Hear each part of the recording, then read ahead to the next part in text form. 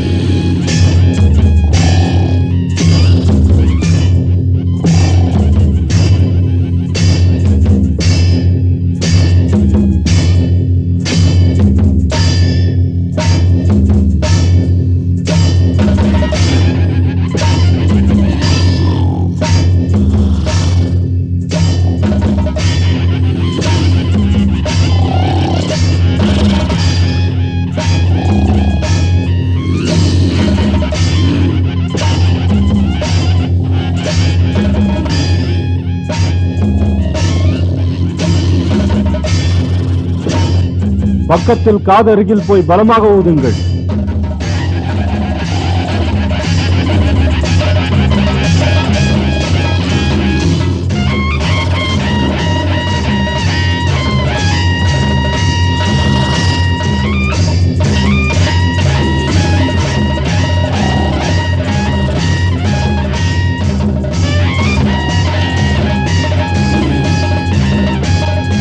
காதிலேயே ஊதுங்கள்.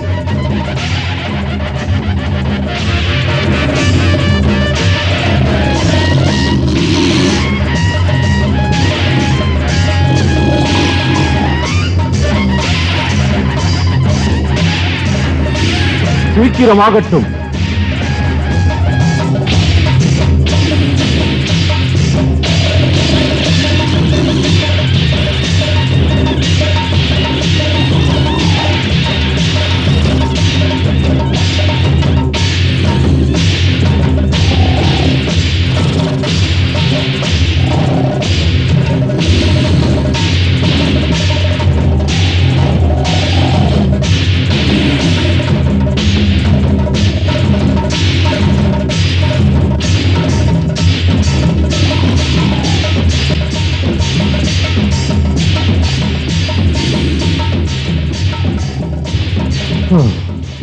ஒரு பலனும் இல்லை.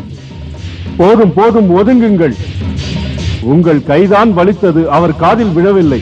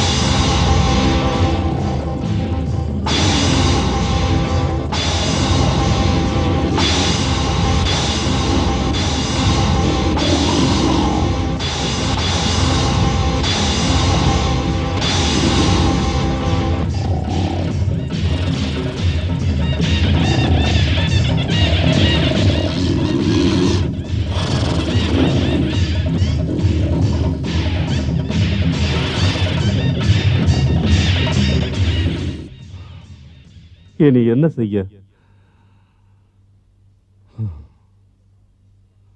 பெரிய மரத்துண்டுகளால் இடியுங்கள்.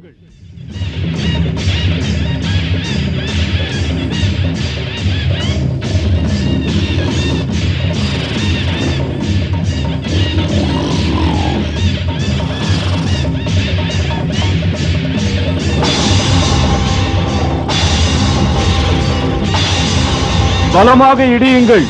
இன்னும் பலமாக. உங்கள் கைகள் வலித்தாலும் விடாமல் இடியுங்கள். அவரை எப்படியாவது எழுப்புங்கள். பலமாக, இன்னும் பலமாக இடியுங்கள்.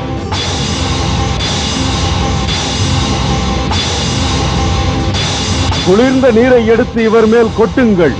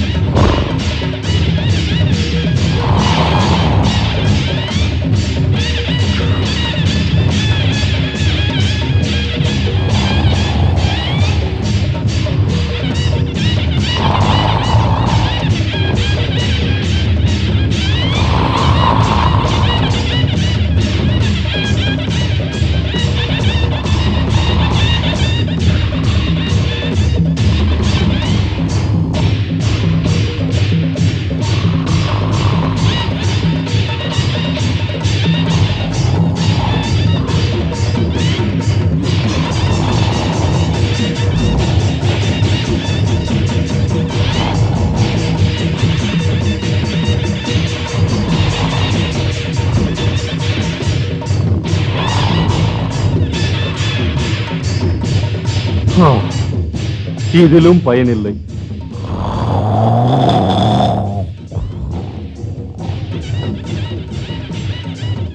யானையை கொண்டு வாருங்கள்.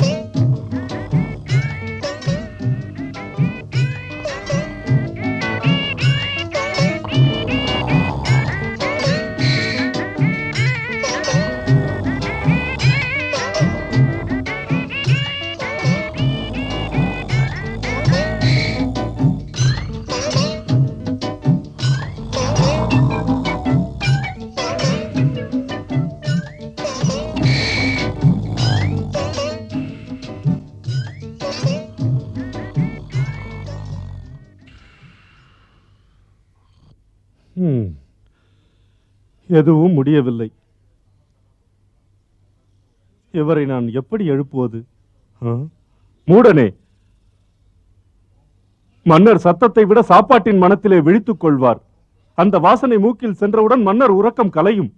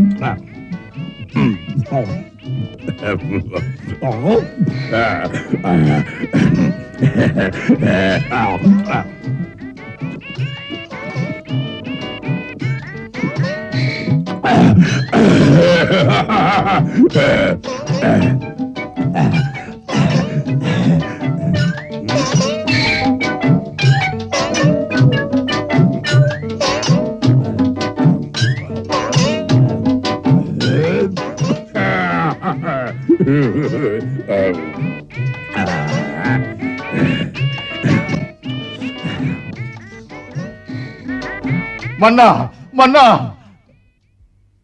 சேனாதிபதி விருப்பாக்ஷா, நான் விழிக்கும் முன்பே என் உறக்கத்தை கலைக்க எப்படி துணிந்தாய்? லங்காதிபதி ராவணேஸ்வரன் நலம்தானே?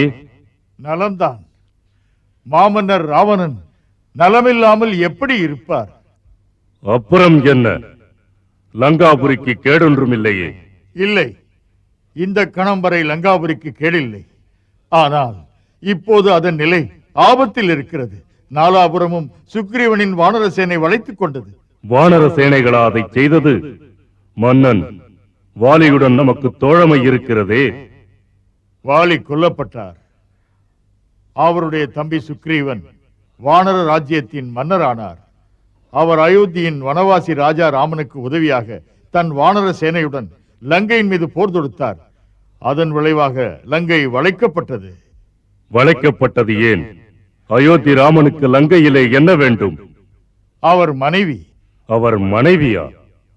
என்றால் லங்கேஸ்வரர் அவர் மனைவியை கடத்தி வந்து விட்டார். சீதாவை கடத்தினாரா?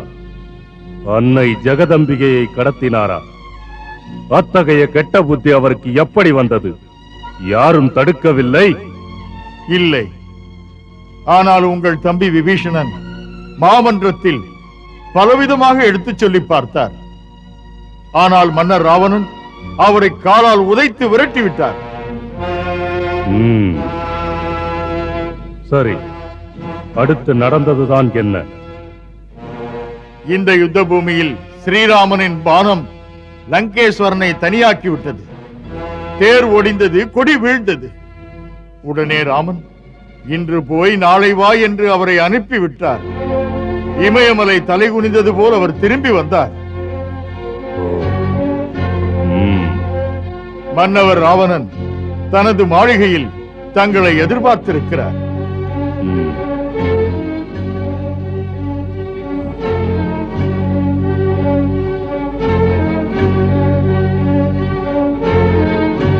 என்ன, கும்பகர்ணன் எழுந்து விட்டானா? எழுந்து விட்டார் மன்னா.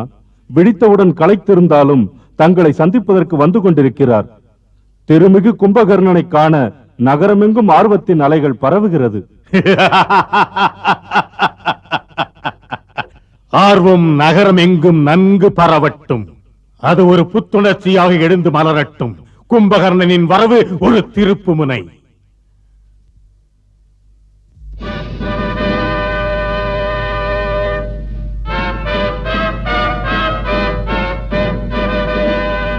வாழ்க நீடூழி. மன்னவா, விருபாக்ஷன் விவரமாகச் சொன்னான்.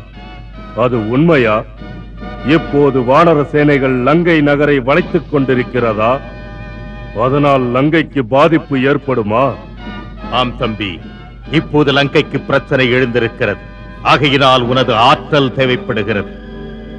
இன்றுள்ள நிலைமையிலே என் துயரம் உன் துயரமும் தான். எதிரி நமது திறன்மிக்க சேன தலைவர்களை எல்லாம் கொன்றுவிட்டார். மானிடன் ஒருவன் போர்க்களத்திலே ராட்சச வீரர்களை சிதறடிக்கிறார். அற்பனை பார்த்து சிதறுகின்ற சேனைகள் இலங்கையை காக்க இனி திறமையற்றதாக நினைக்கிறேன். இலங்கை தன் மாண்பினை இழக்கக்கூடாது. இனி நீ போர்க்களம் போவது அவசரம், அவசியம்.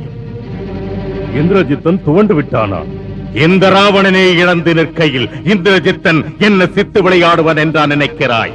அதனால் தான் நான் அவரை போர்க்களத்திற்கு அனுப்பவில்லை. தாம் நேராக யுத்த களம் போனீர்களா? போனே. பிரகஸ்தனும் மத்ராட்சனும் கொல்லப்பட்டார்கள். அதிலே ஆடிப்போனே. எதிரிகள் நாம் நினைத்தது போல் கிள்ளுக்கீரைகள் அல்ல. கலங்காதவன் கலங்கினேன். அண்டமெல்லாம் எதிர்த்தாலும் அசையாதவன் அவனைக் கண்டு சற்று தளர்ந்துதான் போனேன். அதனால் முடிவெடுத்தேன். நானே போய் ஒரே மோதலில் அவனை முடிக்க நினைத்தேன். மோதி முடிக்கவன் சாமானியன் அல்ல, சக்தியில் மிக்கவன். அவன் நான் விடுத்த அஸ்திரங்களை எல்லாம் உடைத்து அப்படியே நிற்கிறான். அஸ்திர மழை பொழிந்தவன் அஸ்திரமின்றி நிற்கிறேன். அது மட்டுமல்ல, அவமானப்படுத்தப்பட்டேன். இப்படி ஒரு சரிவு என் வாழ்வில் இதுவரை ஏற்பட்டதே இல்லை. பயங்கரமான ராவணன் பயந்ததாக அனுபவமே இல்லை. நான் என்று எதிரியின் நகைப்புக்கு பொருளானே. செய்தி கேட்டு சீதாவும் சிரிப்பாள் என் நிலைக்கு. தலை நிமிர்ந்து அவள் முன் சென்றவன் தலை தாழ்ந்து எப்படி அவள் முன் நிற்பேன்? கும்பகர்ணா, அன்பு தம்பி, அண்ணனுக்கு நேர்ந்த அவலங்களை புடைத்தெறிய வாலாட்டும் வானரங்களின் காலுடித்து கையொடித்து கதையை மாற்றிவா. ராட்சசர்களுக்கே நேர்ந்த தீங்கினை நீ போய் நீக்கு. தம்பி, ராவணனுக்காக பழிக்கு பழி வாங்கு அந்த ராமனை.